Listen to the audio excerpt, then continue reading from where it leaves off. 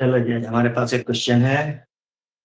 आज हम बात करेंगे इस क्वेश्चन पे। क्वेश्चन है, determine V2 of t of the network shown below when the inputs are number one V1 of t is equal to 5 and number two V1 of t is equal to 5t.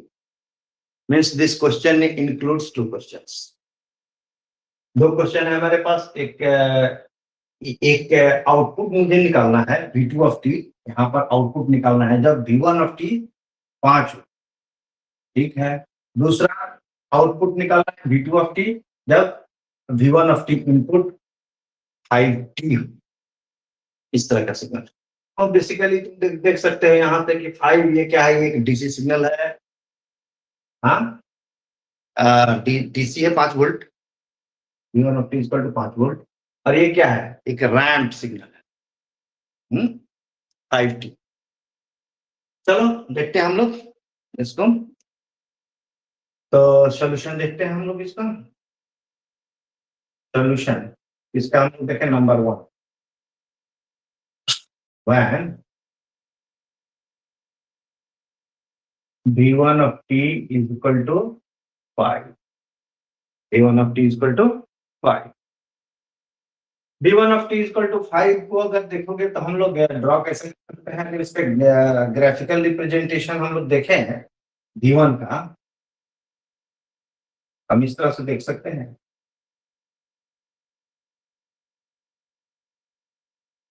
पांच volt, ठीक है। तो ये 5 volt का DC है, ठीक है।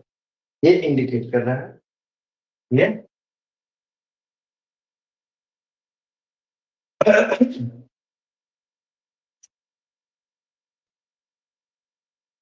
ठीक है। तो अब हमारे पास देखना है कि V2 of t क्या होगा। तो सबसे पहले मैं conditions when the inputs are, assume यहाँ पर लिख लो एक, assume initial conditions, initial conditions are zero. Assume initial conditions are zero, ठीक है। आई मीन इनिशियल कंडीशन मतलब VC ऑफ जीरो क्या होगा, जीरो। ओके, तो मैं चलता हूं V1 of t। Since V1 of t is equal to 5, so taking Laplace transform, V1 of s is equal to 5 by s। Okay, यही होगा। अब मैं इस सर्किट में KVL लेता हूं तो मेरा एक्चुअली V2 of t की कितने के बराबर, अगर मैं इसमें देखूं एक करंट फ्लो हो रही है I of t, अगर एक I of t current flow हो रही है, ठीक है, तो क्या होगा, I of t current flow हो रही है तो KVL अगर मैं इसमें लूं तो मैं देखता हूं यहाँ पर का वोल्टेज कितना होता है, 1/c integral I of t dt। यहाँ का वोल्टेज प्लस ये R है, R into I of t is equal to V1 of t। यही होगा। This will happen only. तो मैं देखूं यहाँ पर ये कितने का, 1/c, c की वैल्यू कितना है यहाँ पर, c equal to 1/3। Okay, no problem, 1/1 equal to 1। It implies that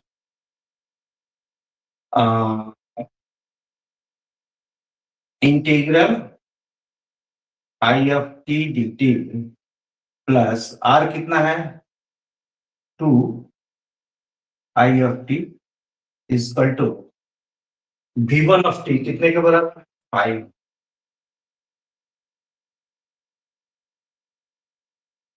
Now taking Laplace transform both sides, ठीक है। तो क्या होगा यहाँ पर I of s by S,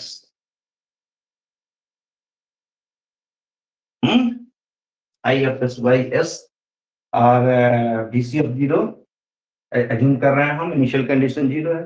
okay, I of s by S plus two I of S is equal to 5 by, क्योंकि 5 का Laplace transform लेंगे तो 5 बाई एस हो, ए का लेते हैं ए बाई एस होता है। ओके, तो यहां से मैं देखना चाहूँ आई एफ एस, यहां से मैं निकाल सकता हूँ, और जैसे ही आई एफ एस निकलेगा मुझे तो वी टू ऑफ एस निकल जाएगा, क्योंकि I F I of S into R, R into I of S is equal to V two of S हो जाएगा, और वी टू ऑफ एस का इनवर्स लाप्लास ट्रांसफॉर्म लेंगे तो वी टू ऑफ टी आ जाएगा। ठीक है, ओके, तो हम लोग आई एफ एस यहाँ पे देखें, तो यहाँ से आई ऑफ एस अगर मैं कॉमन ले लूँ तो ये लिख देंगे 2 plus 1 by S is equal to 5 by S. So it is like implies that I of s into 2s plus 1 by s is equal to 5 by s। तो मैं इसको उधर करूं, पलट जाएगा, s ऊपर चला जाएगा, 2s प्लस 1 नीचे आ जाएगा, तो I of s मैं कर दूं, सिर्फ I of s देखना चाहूं कितना होगा, 5 by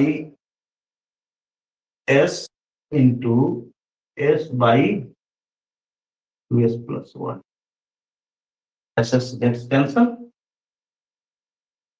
तो मेरे पास क्या बचेगा, ये 5 बाई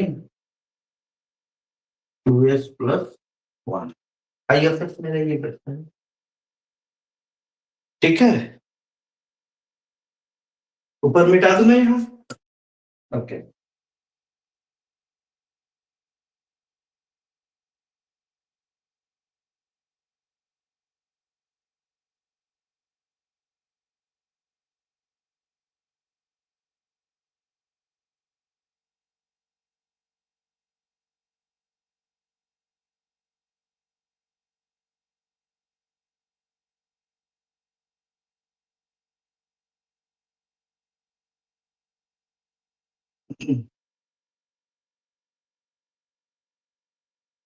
तो मैं देखिए यहाँ पर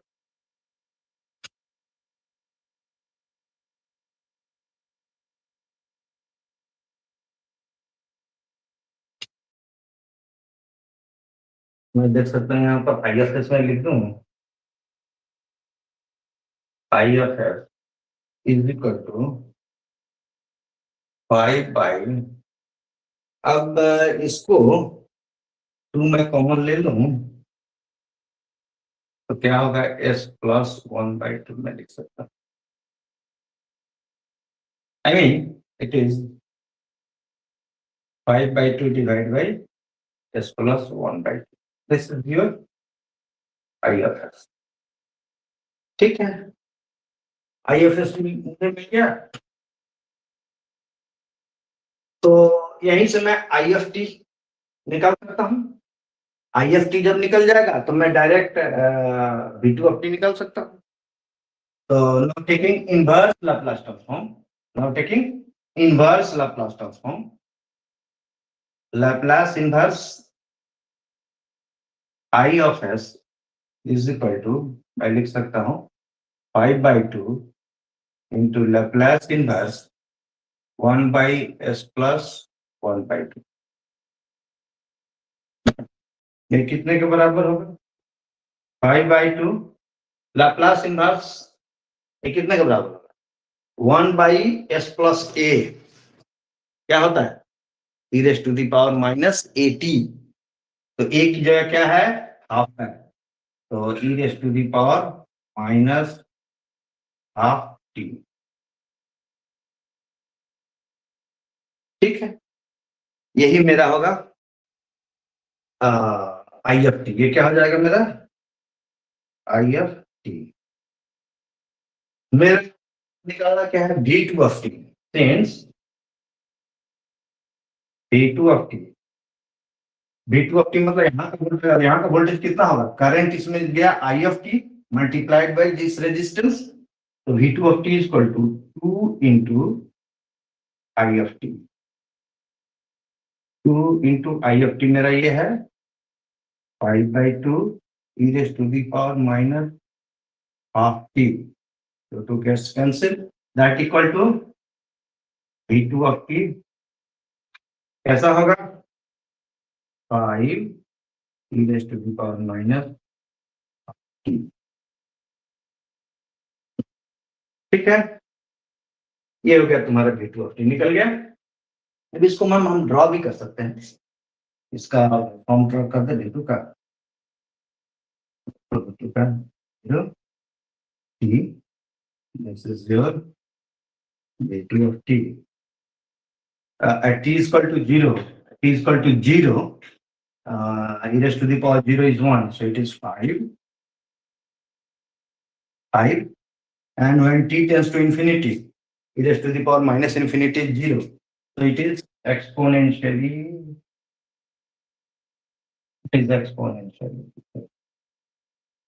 और infinity पर जाकर के ये 0, इस तरह का वेवफॉर्म आउटपुट पर मिलेगा। इनपुट पर हमने किस तरह का वेवफॉर्म दिया, अब समझ लो इसको ऐसे, इनपुट पर हमने दिया वेवफॉर्म ऐसे डीसी ऐसे दिया, और आउटपुट पर मुझे मिला, आउटपुट पर मुझे ये मिला, और इनपुट पर मैंने ऐसा दिया, ये कितना है 5, यही दिया मैंने यहाँ इनपुट पर, और आउटपुट पर मुझे इस तरह से मिला, ठीक है, क्लियर। इसका दूसरा bit, second bit V1 of t is equal to 5t, okay, मैं बिटा दूंगी,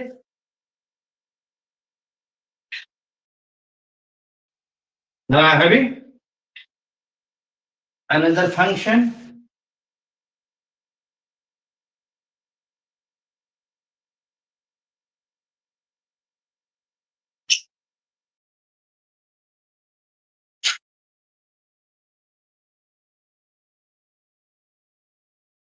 ठीक है जी, कोई दिक्कत है किसी को, हाँ, कोई दिक्कत होगा तो पूछ लो। मेरा दूसरा है second, when V1 of t is equal to 5t, 5t एक, इसको अगर तुम ड्रॉ करना चाहो, ये सिग्नल कैसे ड्रॉ होगा V1 of t, I mean signal ये करीब करीब ऐसा होगा, ऐसा होगा 0 t, और अगर मैं देखूं ऐसा स्लोप इसका ये 5 यूनिट और ये 1 यूनिट, यहाँ पर बहुत साल होगा, एक 2 3 5 यूनिट, ये 1 है, ठीक है, तो ये 5 और ये 1, इस तरह का स्लोप 5t, हाँ, क्योंकि इसका स्लोप क्या होगा 5/1 tan थीटा, ये तो इस तरह रैंप सिग्नल होगा, इस तरह का एक रैंप सिग्नल क्या होगा, ये V1 of t, एक रैंप सिग्नल, ठीक है, तो अब मैं इस रैंप सिग्नल को अगर मैं देता हूं इस पे, तो आउटपुट मुझे कैसा मिलेगा, क्वेश्चन यही है बेसिकली। तो देखो मैं केवीएल फिर लेके चलता हूं, केवीएल अगर इसमें मैं लेता हूं, फिर वही मेरे पास है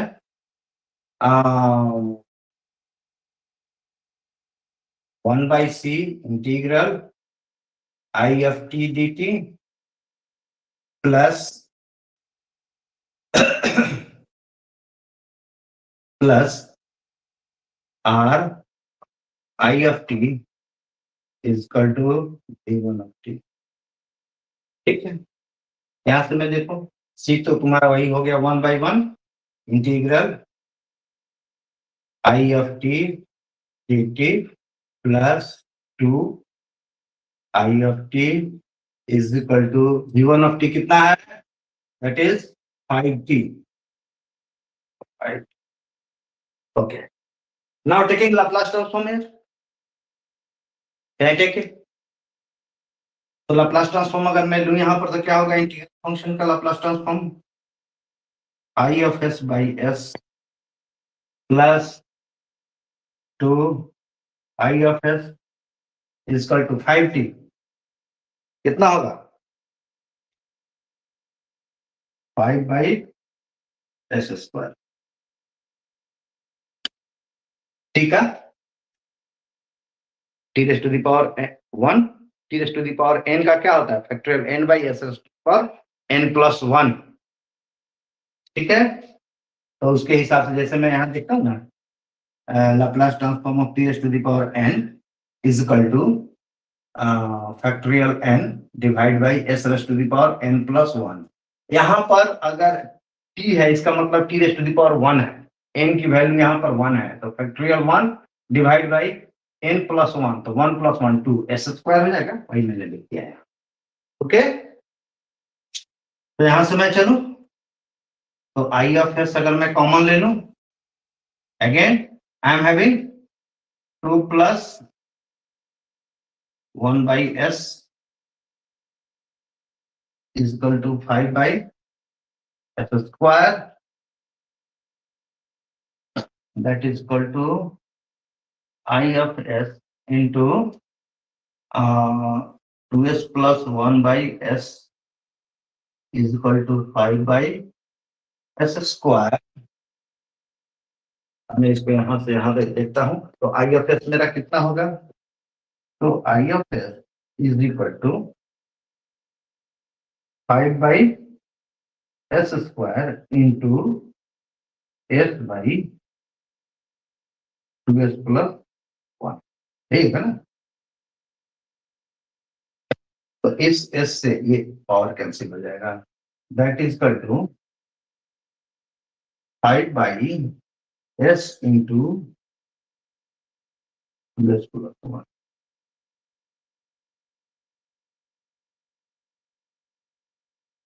अब इसको मैं फर्दर लिख सकता हूँ, this is the 5 by 2 divide by s into s plus 1 by 2।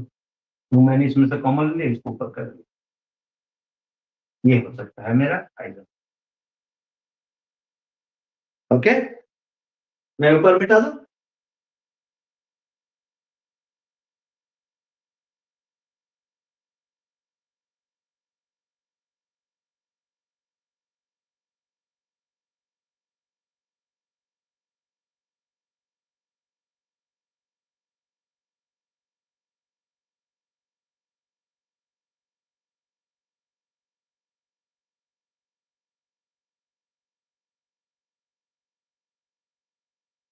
Okay.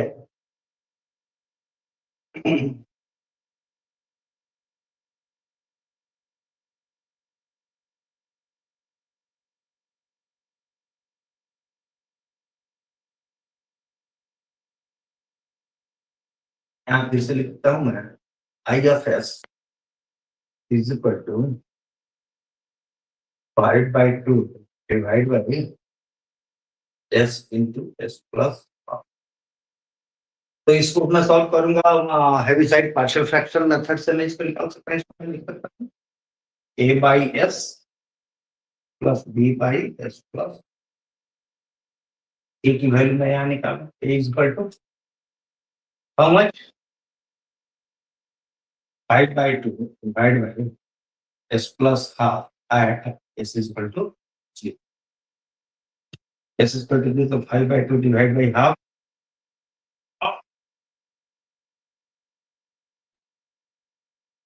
is equal to 5, and similarly b is equal to how much, this is 5 by 2 divided by s at S equal to minus, कितना हो जाएगा 5/2 divide by minus half, that is equal to -5। तो ए और B मेरे पास आ गया, तो मैं लिख सकता हूँ यहाँ पर I of S is equal to 5/s minus है 5/s प्लस, इस तरह से लिख सकता हूँ। इसमें 5 कॉमन ले लो, इसको लिख सकते हैं 1/s plus, this is here I of s. Now taking inverse Laplace transform. Now taking inverse Laplace transform. Laplace inverse I of s is equal to 5 Laplace inverse 1/s minus Laplace inverse 1/s plus half. This is